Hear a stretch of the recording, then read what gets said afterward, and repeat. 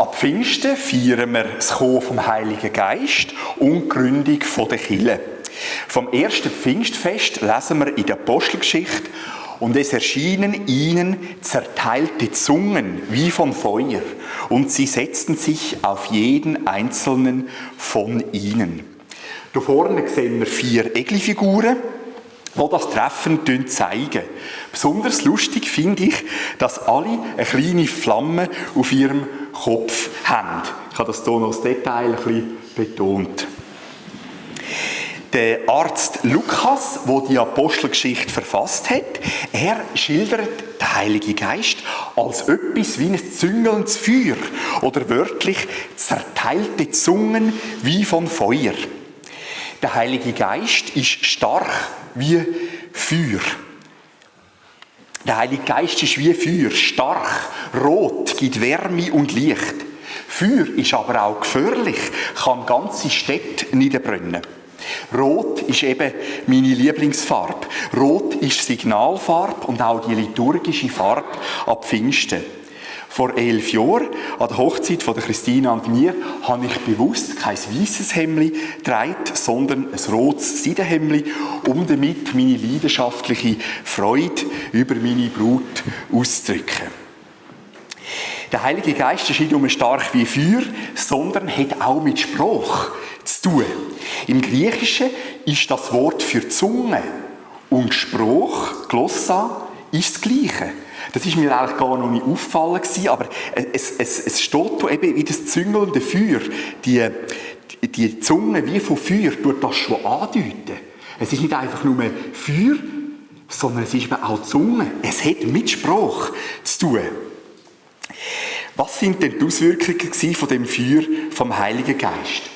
Und sie alle wurden mit dem Heiligen Geist erfüllt und fingen an, in anderen Sprachen zu reden, wie der Heilige Geist ihnen gab, auszusprechen.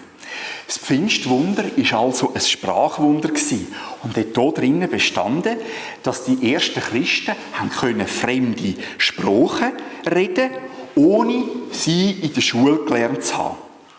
Nach der Pfingstpredigt vom Apostel Petrus ist das Christentum an einem einzigen Tag von 120 Personen auf 3120 Personen gewachsen. So zeigt es uns die Apostelgeschichte. Für uns heute bedeutet das, dass wir in der Kirche unbedingt einen Spruch verwenden, den heutige Menschen verstehen. Und zwar in allem, was wir machen. Sowohl in der Predigt, als auch in der Seelsorge, im Unterricht der Kinder und auch in unserem diakonischen Handeln. Natürlich auch in den Hauskreisen. Weil es gibt viele Leute, die mit Fremdwörtern oder Fachwörtern andere beeindrucken und zeigen, wie gebildet sie sind. Aber um das geht es gar nicht, sondern dass wir die Liebe von Jesus weitergeben. Der Heilige Geist ist der beste Übersetzer von der Liebe von Gott, auch für Menschen, die ihn noch nicht kennen. Der Apostel Paulus greift im Römerbrief das Pfingstwunder, das Sprachwunder auf und erklärt noch genauer, was es für uns heute bedeutet. Wie betet der Heilige Geist in uns? Diesen Titel habe ich für den Gottesdienst gewählt. Und an dieser Kirchenwand Leutwil steht hier vorne die Zusammenfassung und die Antwort. Der Heilige Geist selbst tritt für uns ein mit unaussprechlichen Seufzern. Das ist auch eine Entlastung für uns, dass wir wissen, oft weiss ich nicht, wie ich beten soll, aber ich weiss, der Heilige Geist betet in mir. Und so dürfen wir das auch für uns annehmen. Der Heilige Geist betet in uns. Für ein paar von uns ist das vielleicht etwas ganz Neues. Aber wenn wir an Jesus, an unseren persönlichen Herr und Heiland glauben, dann wirkt der Heilige Geist in uns und betet auch in uns. Das bedeutet auch, dass alle von uns eine persönliche Liebesbeziehung mit Gott führen können, weil der Heilige Geist in uns wirkt. Es ist eine sehr spezielle Formulierung. Der Heilige Geist tritt für uns ein. Ich habe mal nachgeschaut, was das bedeutet. Es heisst auch, der Heilige Geist verwendet sich für uns. Er leitet Fürspruch für uns ein bei Gott. Er tritt bittend für uns ein. Der Grund dafür steht gerade ein Satz vorher. Ebenso aber nimmt auch der Heilige Geist sich unserer Schwachheit an, denn wir wissen nicht, was wir bitten sollen, wie es sich gebührt. Es ist ja so, Jesus ist unser bester Freund, aber trotzdem gibt es einen Unterschied zwischen ihm und uns.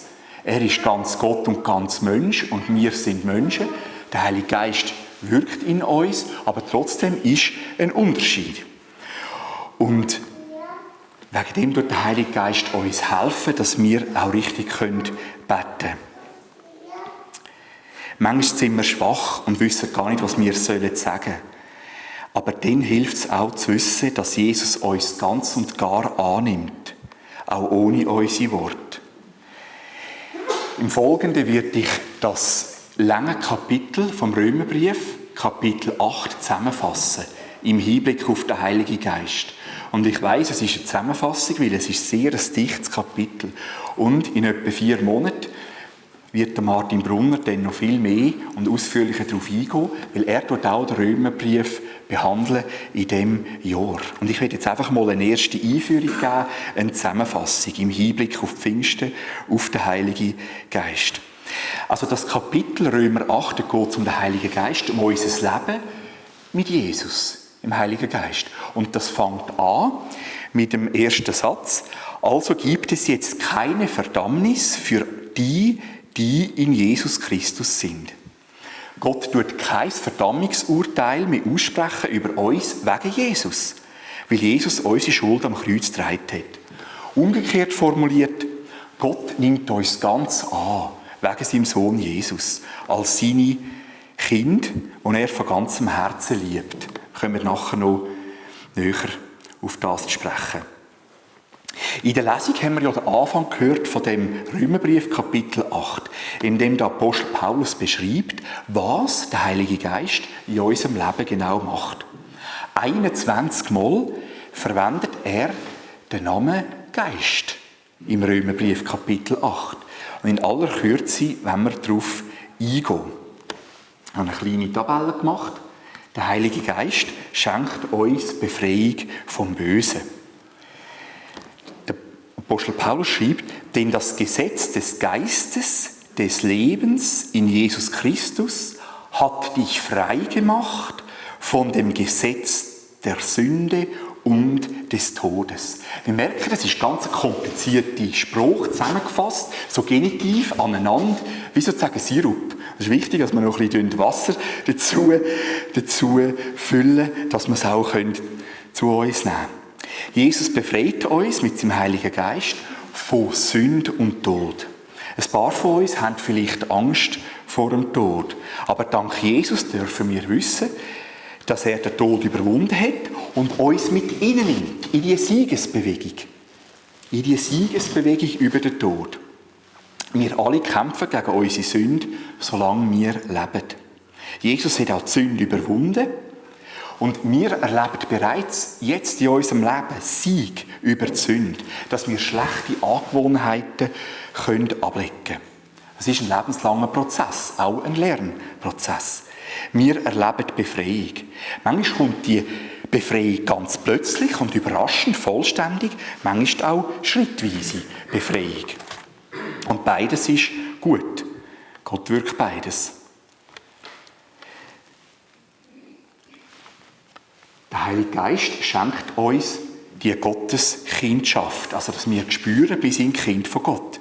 Der Heilige Geist pflanzt in unserem tiefsten Inneren die tiefe Gewissheit ein, dass wir Kind von Gott sind. Und jetzt habe ich einen Text aus der Hoffnung für alle, aus dieser sinngemäßen Bibelübersetzung. Alle, die sich von Gottes Geist regieren lassen, sind Kinder Gottes.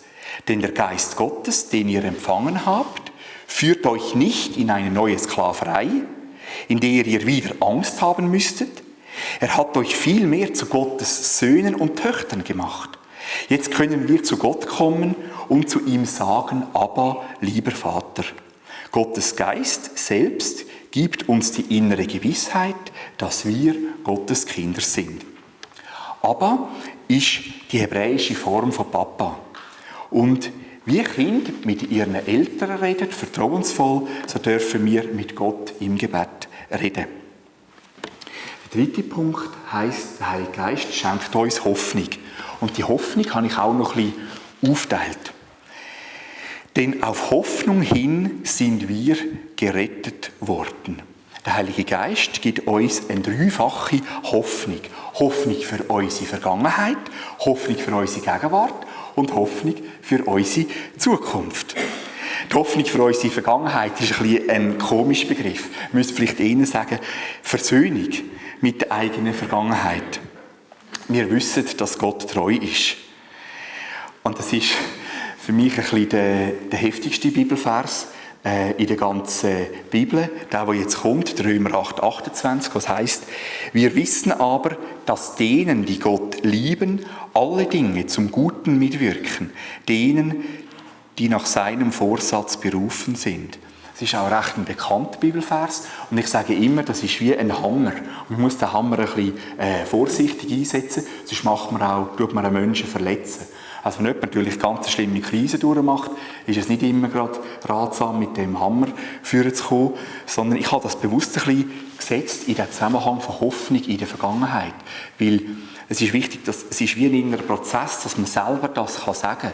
Das Schlimme, was man erlebt hat in der Vergangenheit, das kann Gott drehen und gut machen. Aber mich tröstet es ehrlich gesagt nicht, wenn ich eine schwierige Situation habe und Leute kommen auf mich zu und sagen, es ist nicht so schlimm und Gott kann alles ändern. Ich finde, es ist nicht so gemeint, sondern es ist wichtig, dass man das selber sich auf den Weg macht und kann wie mit der Vergangenheit abschließen und sagen, ja Gott, du bist treu, auch wenn ich Schwieriges erlebt habe. Gott kann alle schwierigen Situationen in unserem Leben zum Guten ändern. Und er wünscht sich, dass wir mit ihm im Gebet reden und mit ihm Beziehung pflegen. Denn Hoffnung für unsere Gegenwart. Der Tod und die Auferstehung von Jesus sind Tatsachen, historische Tatsachen. Und der Apostel Paulus tut das jetzt noch ein bisschen erklären, was das für unseren Alltag heisst. Was also könnte uns von Christus und seiner Liebe trennen? Und jetzt nennt er Sachen, die in unserem Alltag, in der Gegenwart passieren könnten. Leiden oder Angst vielleicht, Verfolgung, Hunger, Armut, Gefahr oder gewaltsamer Tod. Das könnte in unserem Alltag kann das passieren. Mitten im Leid triumphieren wir, also wir können das Böse überwinden, aber über all dies durch Christus, der uns so geliebt hat. Denn ich bin ganz sicher, weder Leben noch Tod, weder Engel noch Dämonen, weder Gegenwärtiges noch Zukünftiges, noch irgendwelche Gewalten, weder Hohes noch Tiefes, noch sonst irgendetwas auf der Welt können uns von der Liebe Gottes trennen, die er uns in Jesus Christus, unserem Herrn, schenkt. Der Heilige Geist erinnert uns in der Gegenwart daran, dass uns nichts trennen kann von dieser Liebe von Jesus, weil er stärker ist. Hoffnung für unsere Zukunft. Wir alle haben Zukunft und Hoffnung dank Jesus. Und das tut der Apostel Paulus so ausdrücken. Denn ich denke, dass die Leiden der jetzigen Zeit nicht ins Gewicht fallen gegenüber der zukünftigen Herrlichkeit, die an uns offenbart werden soll. Also das heisst eigentlich, der Himmel, das was wir werden erleben, der Gegenwart von Gott, ist wichtiger und viel stärker als das Schlimme, was wir jetzt in unserem Alltag erleben. Wir alle haben Zukunft und Hoffnung. Jesus wird im Himmel, in Gottes Ewigkeit, unsere Leiden und unsere Tränen abwischen. Wir werden sehen, dass unser Schmerz und unsere Hingabe für andere Menschen und für Jesus sich zutiefst gelohnt haben. Und der Heilige Geist erinnert uns jetzt schon daran. Gott lädt uns ein, dass wir uns auf den Heiligen Geist einlassen. Wir müssen weder Angst haben vor dem Heiligen Geist, noch vor seinem Wirken in und an uns. Denn der Heilige Geist will das Beste für uns. Er will uns nicht einengen, sondern uns befreien. Denn ihr habt nicht einen Geist der Knechtschaft empfangen, wieder zur Furcht, sondern einen Geist der Sohnschaft habt ihr empfangen, indem wir rufen, Abba, Vater. Amen.